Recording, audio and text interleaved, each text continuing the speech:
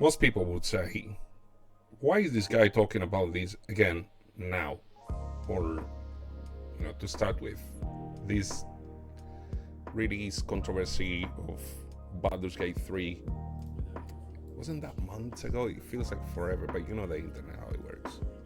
I could be talking about something else more recent, something like Starfield, but I think it's very important to bring out something that have been gnawing on my head when it comes to some of the controversies that were brought out. So one of them is that they called the game an anomaly.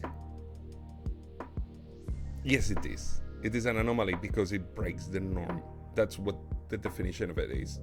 The norm for AAA games had become so distorted, to put it somehow. And why did AAA developers got spooked by this? They did, and they started talking about, the expectations should not go higher than this. You don't expect this level of quality. I don't see why not. The thing is, I was wondering why did elicit a response, and not necessarily from the studios themselves, which I suppose they pitched in after, but primarily from developers.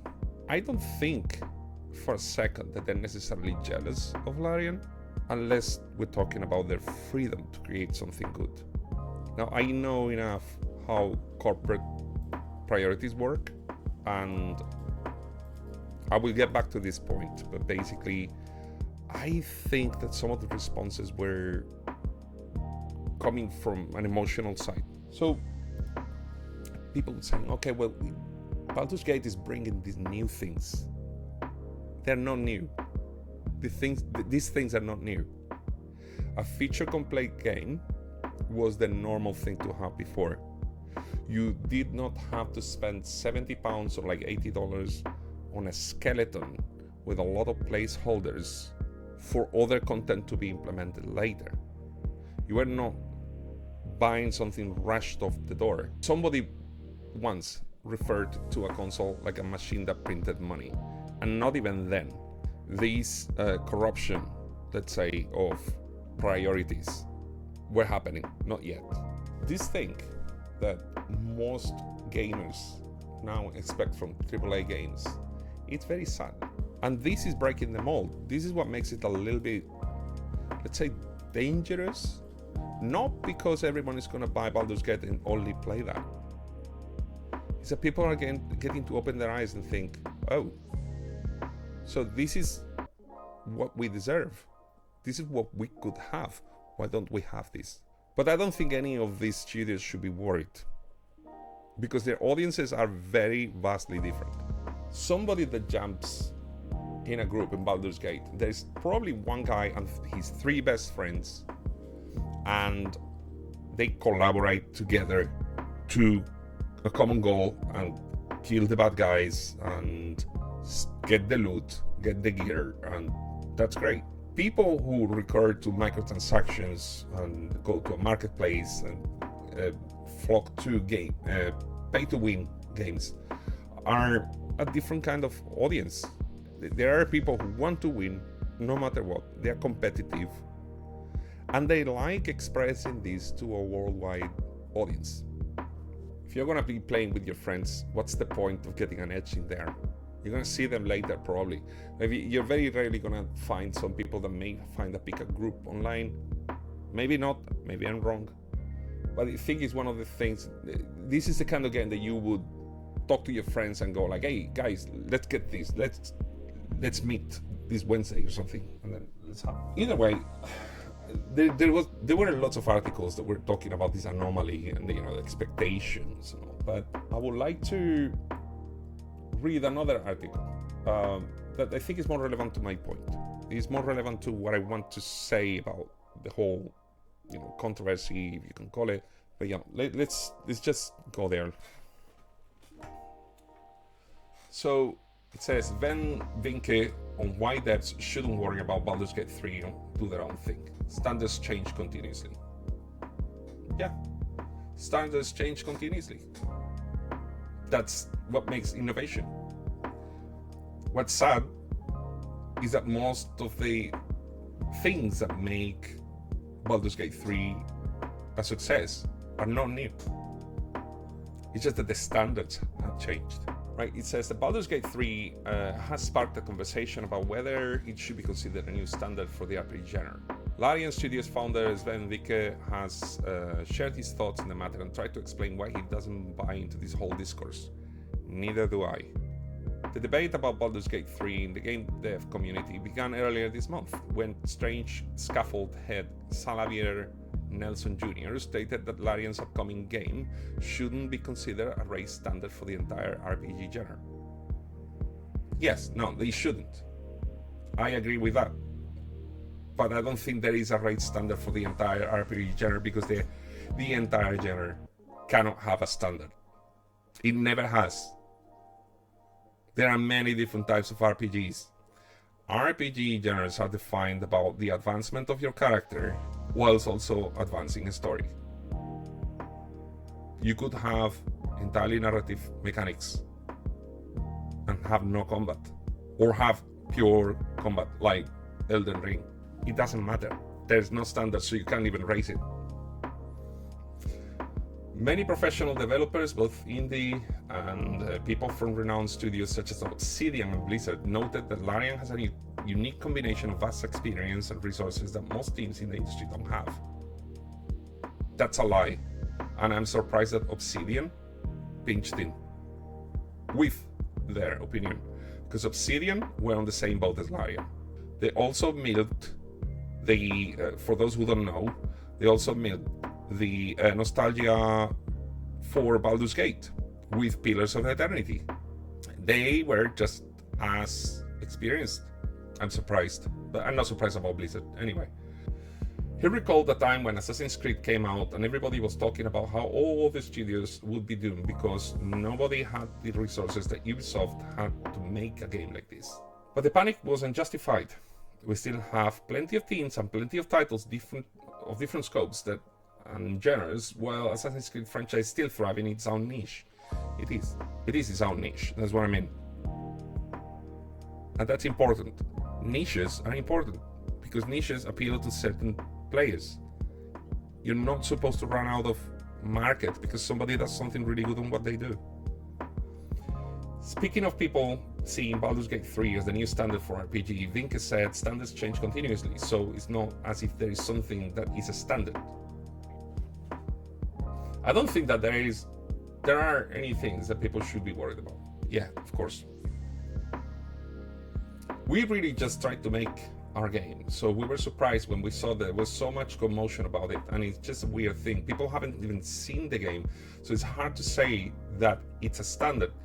It offers a lot, that's for sure, and offers what we would like to see in an RPG.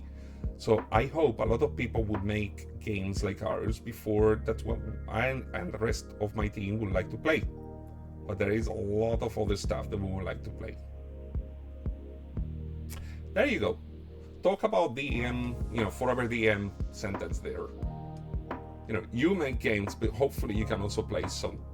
Yeah, I don't see, just talking about it as a standard. It's not. The things that really are a commotion in the industry, it's because people are tired. People are tired of being abused.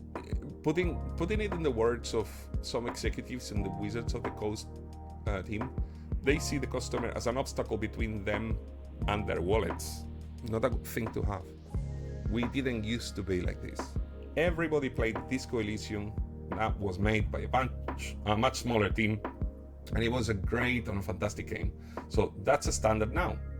Vinke continued. But I'm a big fan of Into the Breach. That's a standard for me. So you've got a whole bunch of standards out there.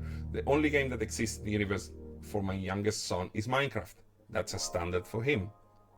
Of course, if people want to make a game exactly like Baldur's Gate 3, they will need a really large team. However, Vinke believes that there is still so many developers that can do, and there's so many ideas that can be implemented by much smaller studios. When it comes to resources, there are big corporations like Microsoft that have endless resources and can simply do whatever they want. No, they can't. They will not be able to do what they want because they will want something and end up having something else. You know why? Because there's far too much money involved. They can't even have a visionary. Investors will never want to lose money, so they will never want to risk it. Either way, I mean, this article is just, this is what I want to go to. Like, what the whole point of this is just, the least thing you have to be when you see Baldur's Gate 3 is intimidated. You should be inspired. So, getting to the real topic, okay? This is the real topic of the conversation.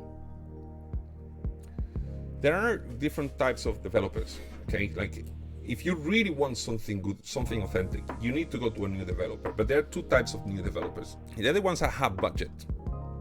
And they have a budget from the start. It can be a lot, it can be very little, but it's their budget.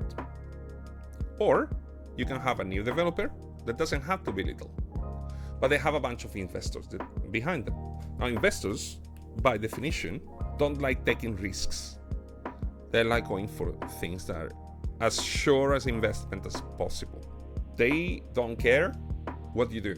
They don't necessarily need to know the market. They don't need anything. They just heard that you can produce money. That's all. They will go there, they say, I'm gonna give you this much money. Next year, I want this much money back. I want my money and more. Or I pull my funding, or I could even take you to court if you do something really, really stupid. So, if you have a studio that is a new studio, but they have investors, they will be calling the shots, not you. So they would be introducing even entire mechanics inside the game that are designed to squeeze money out of the player, because that's what they want. It's kind of like a fad. Years ago, microtransactions were not a thing, so investors would only think about, can you make your game successful by making it good? Not a thing anymore. A small developer that has their own funding will fail or succeed on their own terms, but only they would do it in their terms. The other developer would fail also in other people's terms. They will never know if what they did was actually their fault, if they can do anything better. This is what I was talking about before. Why did Baldur's Gate 3 elicit a response from developers themselves? I still believe it was a completely emotionally motivated response. So new studios can bring new things to the RPG genre. They don't need to be Larian. They don't need to be Baldur's Gate 3. As long as there is storytelling, as long as there's character progression, you get the RPG genre well. This should bring inspiration. I myself, as much as I like Baldur's Gate 3, I can see that there is room for improvement. And not necessarily in the same genre or as of CRPGs, in storytelling in general. You know, how you're bringing the adventure forward. And they do some things right. I just think they can be done better. So yeah, just grab Unreal. Don't grab Unity anymore. I don't recommend it. But grab Unreal, all of you. Start your own thing. Now you get to see, this is what players want. This is the opposite of what they were warning us about. The new standard is people are craving good storytelling and a more personal experience that is not squeezing them out for money. Just don't break the immersion. Just let them go to town with their characters. And the good thing, the best thing that Larian does with Baldur's Gate 3 is that you can do whatever. If you're running a game of D&D or something like that, or Pathfinder, Starfinder, I have such a massive collection of games here. So many avenues you can pursue. Just do better. Give the gamers what they deserve, what they need. If you fail, so be it, but at least you tried. Thank you.